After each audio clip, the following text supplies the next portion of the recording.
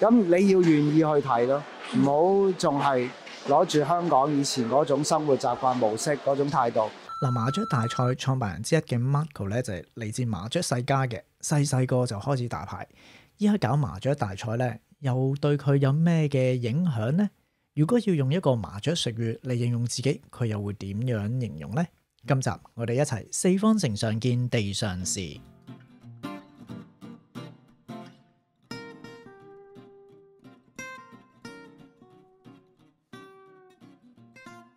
細個其實屋企係一個屋村大嘅，咁咧媽咪就會喺屋企開台嘅。屋村細咁啊，基本上早晚都開，係啦。咁啊，跟住啲親朋戚友、阿姨啊、舅父啊嗰啲，咁我係喺個麻雀世家度大。咁咧細個媽咪就已經教打麻雀㗎啦。咁啊，耐唔耐要蹬下腳啦。咁所以打咗好幾十年麻雀。咁你問我中唔中意？我覺得最中意係當你同一班朋友喺麻雀台一路打嘅時候，一齊吹水咯。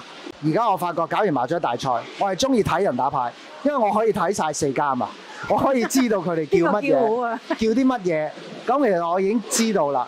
咁跟住睇得出佢哋嗰個神情啊，有幾緊張啊，食得出嗰種興奮啊。咁係幾開心喎！我覺得我幾享受去睇嗰周圍一個圍住一個圈睇嗰四家，究竟佢哋啲牌係啲乜嘢，叫啲乜嘢咁樣。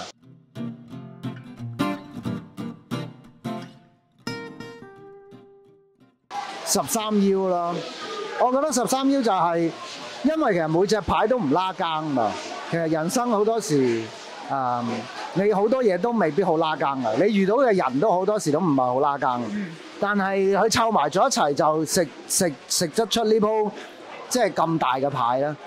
亦都你就係我想知道就係要令到大家覺得係有好多事可能好唔拉更嘅，但係湊埋咗一齊就可以變咗好拉更咯。所以我覺得13邀都幾得意。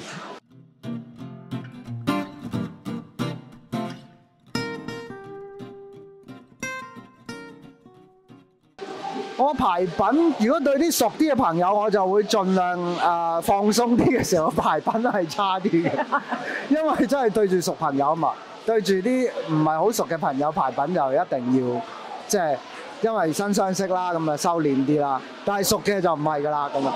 咁但係呢個應唔應嘅係應嘅，我覺得係中嘅，因為男女都好，一坐低有啲人可能佢好緊張，嗰副牌食唔食得出，係咪大牌？咁某程度可能都套用咗喺佢工作上面，或者係處理某啲事情上面，佢都係好緊張，或者唔係佢 expected 嗰個效果出現嘅時候咧，佢都會好唔開心啊，或者係好嬲啊，都會有咁可能，都某程度係反映緊個人品。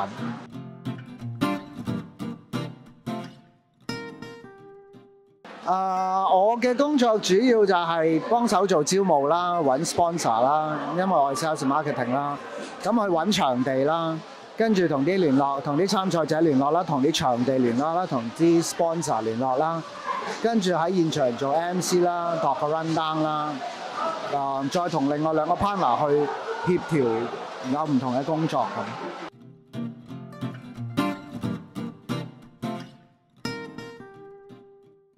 我咧就2021年嚟英國嘅，咁咧過咗嚟之後咧，其實我都做緊香港嘅工作，係啦。咁因為我份工作咧可以即係可以 remote 去做啦，咁啊都係做online 嘅 platform。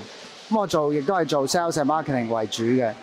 咁 online platform 基本上我用到部電腦上到網咧，我就做到㗎啦。咁所以喺個時間上面咧，其實亦都相對比較即係我哋叫 flexible 啦，因為跟翻時差咧，香港嘅下晝就我呢邊嘅早上。咁我早上嘅工作做完之後咧，其實好多時我就有下晝嘅時間咧，可以做其他自己想做嘅嘢啊，或者譬如好似今次麻雀大賽咁啦，亦都係因為有呢個咁嘅時間，我哋就可以幾個朋友仔一齊去做呢件事出嚟啦，咁樣。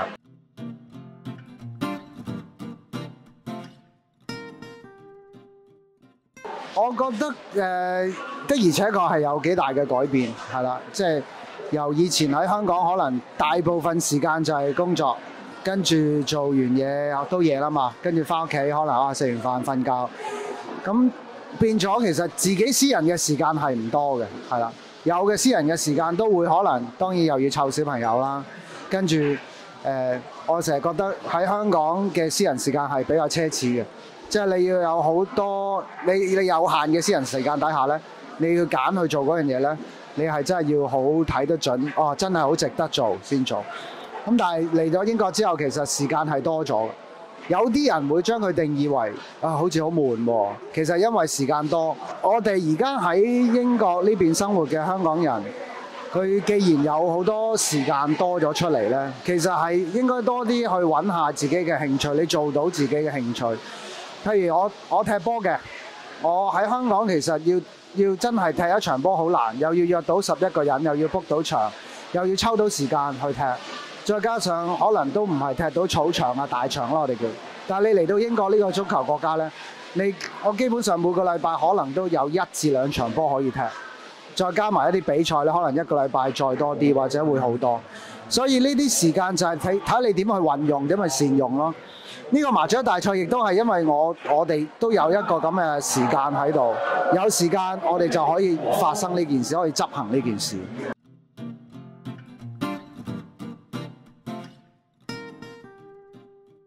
困難係因為始終嚟到一個新嘅地方、新嘅國家、新嘅制度、新嘅模式。以前香港可能把鎖壞咗，可能坑渠塞咗。OK， 咁你揾到人去幫手，俾錢人去幫手去處理嗰啲問題呢，咁其實係簡單啦。但係喺呢邊呢，你要好多時都要自己落手落腳啦，同埋你要等啦。即係譬如我記得我搬屋之後個 broadband 唔得，唔 work 喎。咁都搞咗成個星期，其實嗰個星期用即係冇 broadband 上網，你知我尤其是遙控工作呢，係好 frustrated。咁喺嗰個星期裏邊就又要學習下咯，因為呢度唔係香港咁有效率嘛，咁又要等啦，又要跟進啦。咁有時跟進嗰啲時間又會覺得係會令人好沮喪。咁可能喺呢件咁少嘅事上面，對於我嚟講已經係一個困難。但即係當然大細嘅，可能係咪小朋友嘅學業啦？或者有啲人病咗去睇醫生啦，傷風感冒，醫生唔開藥喎，或者叫你翻屋企休息下，食下啲成藥喎。我諗林總總都好多問題，係我叫做即係會有啲棘住，你一定會有啲嘢棘住。香港可能相對你順利或者唔順利，你要揾到方法解決呢啲棘咧，呢啲結咧係容易啲嘅，同聲同氣啦，再加埋。咁所以我覺得有困難有棘嘅位咧係好正常，唔需要覺得太過好將嗰件事放得好大。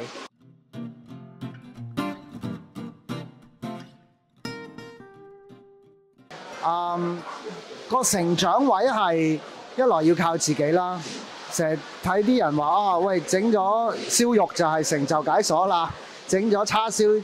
其實都係嘅，因為你要令到自己去適應喺呢度嘅生活，呢個環境。咁而嗰個係 kind of 對你自己一個成長嚟。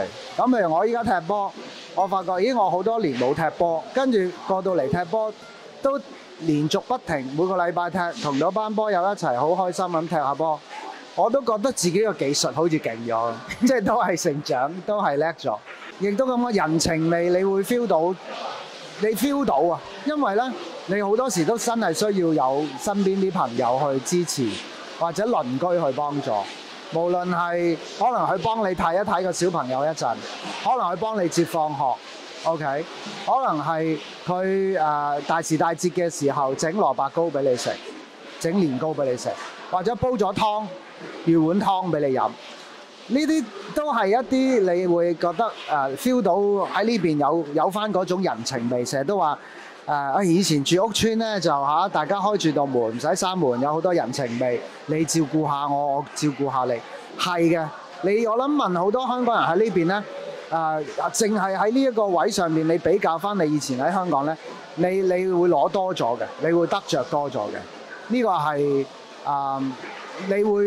你會體驗到個人情味豐富咗。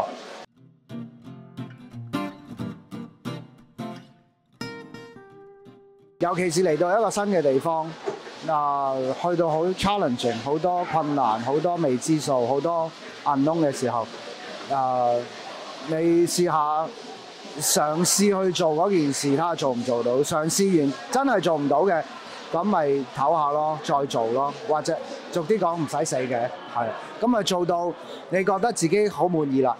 唔好定到嗰個要求太高啦，有時唔能夠太完美啦。做到你想做，識到新嘅朋友，接觸到一啲新嘅事物，咁對我嚟講係重要嘅。對我嚟講係重要，唔係金錢，係唔止係金錢㗎啦。因為麻雀大賽亦都可以咁講，我哋對住鏡頭都係咁講。麻雀大賽目的唔係想賺錢，如果想賺錢係唔會有3個人咁去做呢件事，舟車勞頓。即係揸幾個鐘頭車上嚟曼城住幾日，又要住 Airbnb， 嗰啲使費其實係喺做生意角度或者做一個 project 角度係唔係好 make sense。但係我哋所賺到、我哋所享受到、我哋所得到嘅嘢就已經係錢以外嘅嘢。咁我哋喺呢邊係，我覺得如果有咁樣嘅閒情逸緻或者有咁嘅時間，你可以去做一啲唔係純粹為錢而做嘅嘢。香港我哋好多時，我自己係啦嚇，好多時喺香港就係好為咗錢去做，個目的就係揾錢、揾錢、揾錢。我呢個係香港人嘅，亦都係習慣。可能佢嘅習慣，可能個環境係咁嘅。但係當嚟到呢度唔係純粹為咗揾錢嘅時候呢，就真係去揾一啲你以往你想做，但係你喺香港做唔到，冇時間去做，睇嘅眼界闊啲多啲，認識嘅人多啲，都會我覺得會開到，即係開通到或者睇到另外一啲嘢。咁你要願意去睇咯，唔好仲係攞住香港以前嗰種生活習慣模式嗰種態度。即使我返香港做嘢都好，我都會盡量去 balance， 但係喺工作嘅時候全力拼勁，但係你有時間去做一啲你其他想發揮想做嘅事，喺呢度係要，我覺得把握時間咯。因為我哋都過咗嚟幾年，咁但係其實佢啲眨眼又幾年㗎咯，唔係話想像中真係，哇！真係百無聊賴喎，每一日都好忙，每一日都我叫充實啦。Marco 又要兼顧事業、家庭，又要搞麻雀大賽，最終亦都可以開拓到自己嘅興趣，實在唔容易。嚟到英國可以話係一個好好嘅機會去重新發掘自己嘅人生。如果大家覺得嚟到英國係好悶嘅，時間流長，不如就學習下 Marco 嘅心態，唔單止去做下義工，亦都可以揾自己嘅興趣繼續去發展。喺英國嘅生活就可以覺得非常之充實。我哋下集再見。